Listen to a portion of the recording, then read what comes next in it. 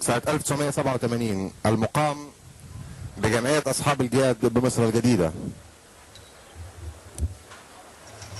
الشوط الأول سباق رقم 320 توازن طابة،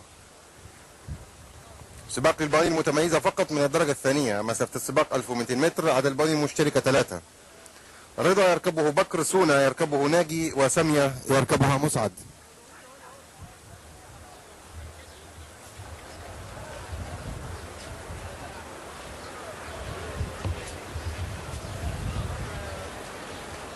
نص وسامية.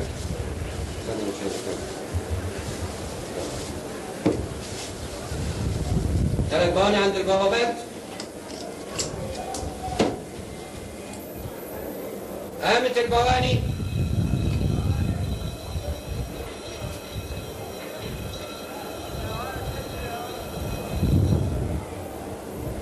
سونا ورضا وسامية. سونا ورضا وسامية دخلوا السكة الدوري. سونا ورضا وسامية خدوا 600 متر. سونا ورضا وسامية. سونا ورضا من الوسط. رضا رايح الراس. رضا ورا سامية. رضا وسامية وسونا. رضا وسامية وسونا.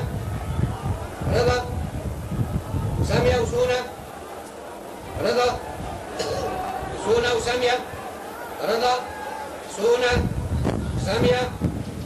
رضا سونا سامية.